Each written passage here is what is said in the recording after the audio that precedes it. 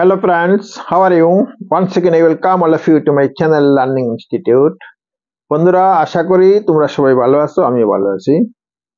তো বন্ধুরা আজকের ক্লাসে আমরা কয়েকটি নেগেটিভ এবং ইন্টারোগেটিভ সেন্টেন্স নিয়ে আমরা আলোচনা করব।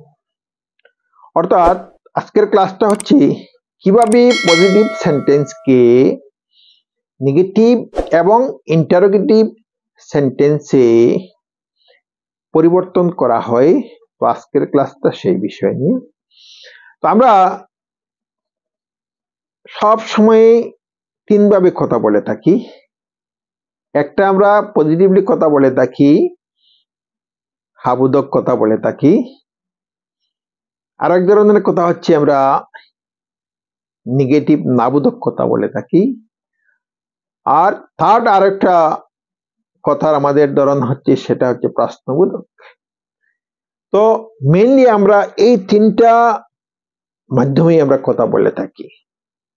তো এই জন্য আমাদেরকে ইংরেজিতে কিভাবে পজিটিভ সেন্টেন্সকে নেগেটিভ এবং ইন্টারোগেটিভ সেন্টেন্সে প্রকাশ করা হয়, টার্ন করা হয়, সেই জিনিসটা আমাদেরকে জানতে হবে।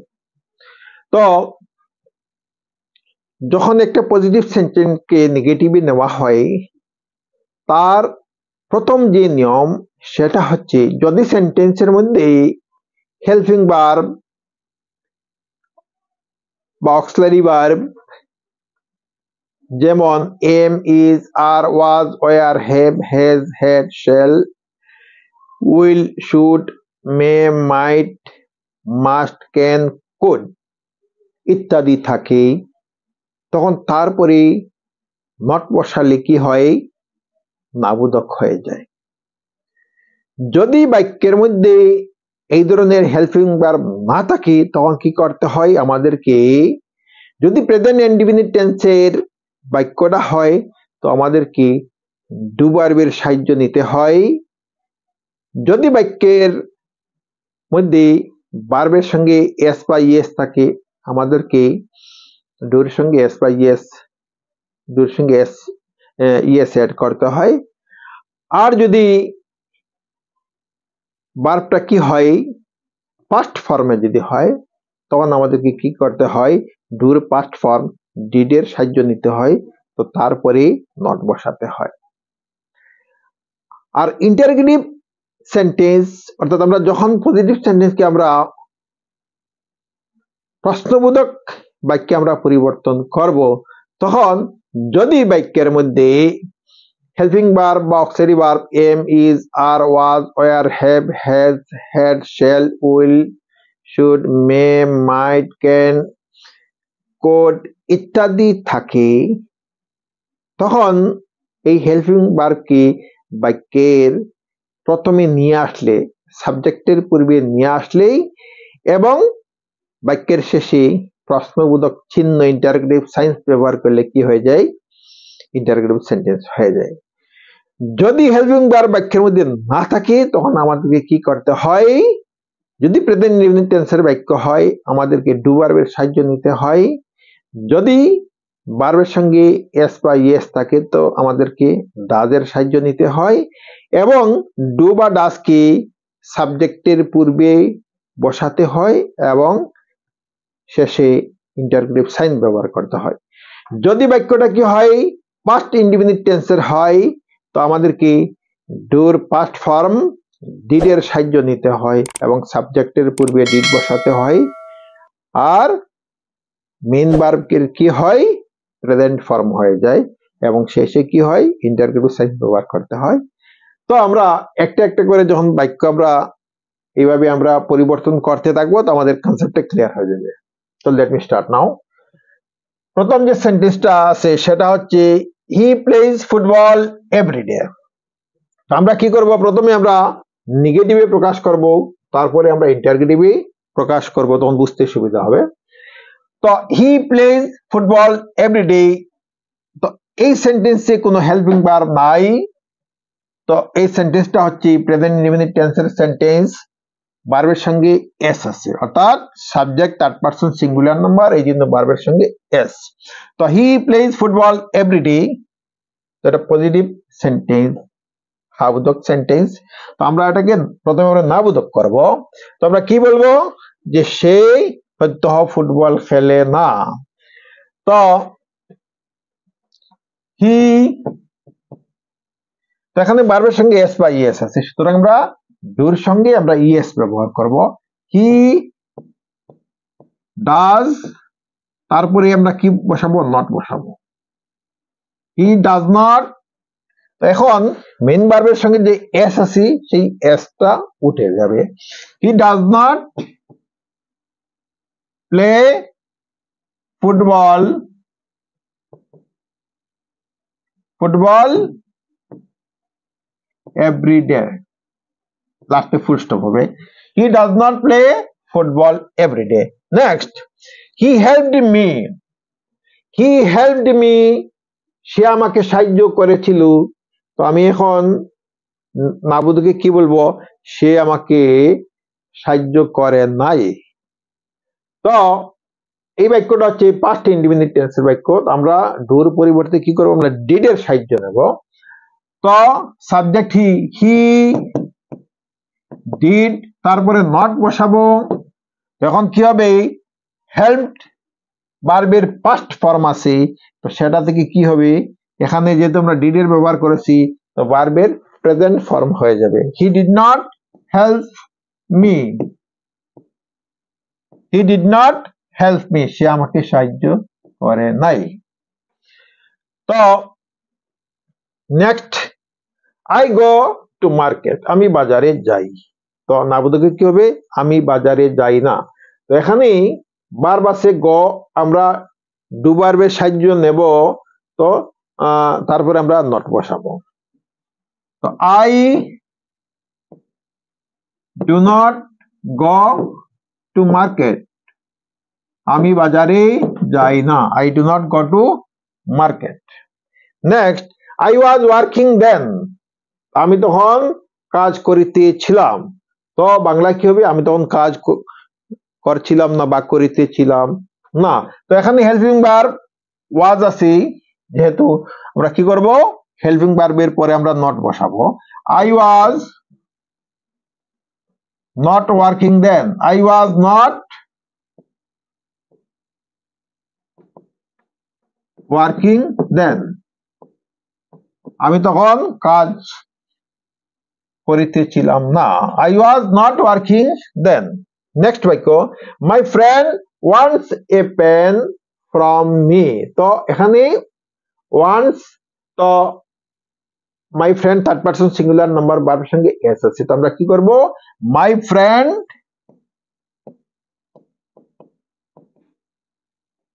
does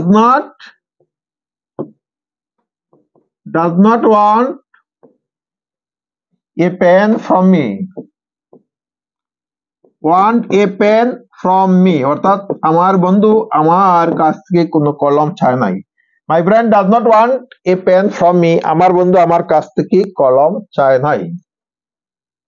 the work has been done by him, তো এখানে হেল্পিং ভার্ব হ্যাজ আছে, আমরা তারপরে নট বসাইলেই নেগেটিভ হয়ে যাবে। দি ওয়ার্ক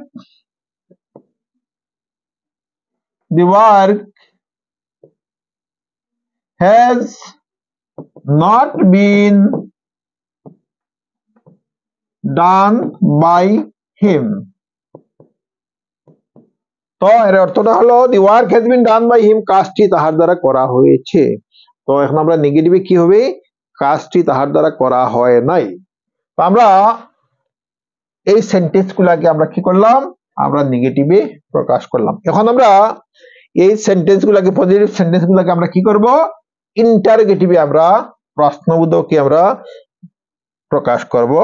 তো বন্ধুরা তোমরা ভালো করে দেখবে, মনে রাখবে, ইংরেজি ভাষা যদি শিখতে হয় আমরা পজিটিভ সেন্টেন্সকে কিভাবে নেগেটিভে প্রকাশ করতে হয়, পজিটিভ সেন্টেন্সকে কিভাবে ইন্টারোগেটিভ সেন্টেন্সে প্রকাশ করতে হয়, এই সমস্ত কিছু আমাদেরকে জানতেই হবে। Otherwise we will not be able to learn English correctly, অন্যথায় আমরা কি শুদ্ধভাবে আমরা ইংরেজি শিখতে পারবো না। তো এখন আমরা এই বাক্যগুলোকে আমরা কি করব, আমরা নেগেটিভে তো প্রকাশ করলাম, এখন আমরা ইন্টারোগেটিভে প্রকাশ করবো, প্রশ্নবোধক নেব। তো হি প্লেজ ফুটবল এভরিডে, আমি আগেই বলেছি ইন্টারোগেটিভ নেওয়ার নিয়ম হলো যদি অক্সিলারি ভার্ব থাকে তো সেটা সাবজেক্টের প্রথমে নিলে লাস্টে কোয়েশ্চন মার্ক বসালে ইন্টারোগেটিভ হয়ে যায়, আর যদি না থাকে তো প্রেজেন্ট ইনডিফিনিট টেন্সের বাক্য হলে আমরা ডু ভার্বের সাহায্য নেব, আর যদি কি হয় পাস্ট ইনডিফিনিট টেন্সের বাক্য হয় আমরা কি নেব, ডিড এর সাহায্য নেব। তো প্রথম বাক্যটা হি প্লেজ ফুটবল এভরিডে, তো আমরা কি করব, আমরা প্লেজ যেহেতু ভার্বের সঙ্গে এস আছে আমরা ডু এর সঙ্গে ইএস আমরা অ্যাড করব। Does he play football, does he play football everyday, লাস্টে আমরা কোয়েশ্চন মার্ক দেব। Does he play football everyday, সে কি সর্বদা ফুটবল খেলে। তো নেক্সট বাক্য হচ্ছে হি হেল্পড মি, সে আমাকে সাহায্য করেছিল। তো এখানে ভার্বের কি হলো পাস্ট ফর্ম, সুতরাং আমরা ডিড এর সাহায্য নেব। তো he helped me, did he help me, লাস্টে কোয়েশ্চন মার্ক, সে কি আমাকে সাহায্য করেছিল। Next I go to market, তো এখানে ভার্বের কি আছে প্রেজেন্ট ফর্ম আছে, আমরা ডু ভার্বের সাহায্য নেব। Do I go to market, লাস্টে question mark, do I go to market, আমি কি বাজারে যাই। তো আই ওয়াজ ওয়ার্কিং দেন, তো এই বাক্যে কি আছে হেল্পিং ভার্ব ওয়াজ আছে, সুতরাং ওয়াজকে আমরা সাবজেক্টের প্রথমে নিলেই আর লাস্টে কোয়েশ্চন মার্ক দিলে কি হয়ে যাবে, ইন্টারোগেটিভ সেন্টেন্স হয়ে যাবে। তো আই ওয়াজ ওয়ার্কিং দেন, ওয়াজ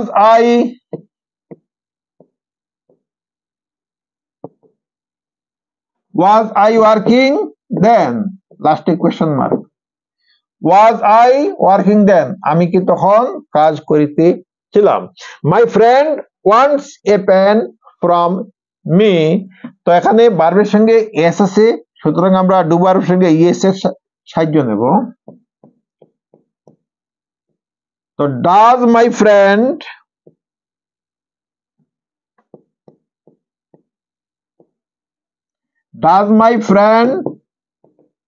তো মেইন ভার্ব থেকে কি হবে এস উঠে যাবে। Does my friend want a pen from me, does my friend want a pen from me, আমার বন্ধু কি আমার কাছ থেকে কলম চেয়েছিল, কলম চেয়েছে। তো does my friend want a pen from me, আমার বন্ধু কি আমার কাছ থেকে কলম চেয়েছে। The work has been done by him, তো এখানে কি আছে হ্যাজ হেল্পিং ভার্ব আছে, সুতরাং হ্যাজ কে সাবজেক্টের প্রথমে নিয়ে আসলেই এবং লাস্টে কোয়েশ্চন মার্ক ইউজ করলে কি হবে ইন্টারোগেটিভ হয়ে যাবে। দি work has the work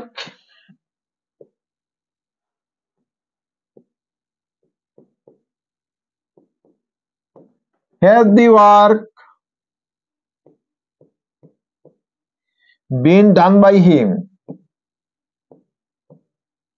has the work been done by him, তো লাস্টে কোয়েশ্চন মার্ক হবে has the work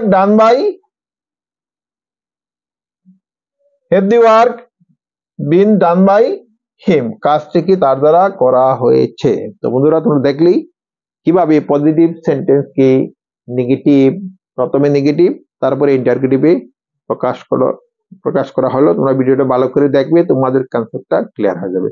তো বন্ধুরা তোমরা যারা এখনো আমার চ্যানেলকে সাবস্ক্রাইব করো নাই, চ্যানেলকে সাবস্ক্রাইব করে নিও, ভিডিও ভালো লাগলে লাইক করে তোমাদের বন্ধুদের কাছে শেয়ার করে। তো আজ এই পর্যন্তই, থ্যাংক ইউ সো মাচ।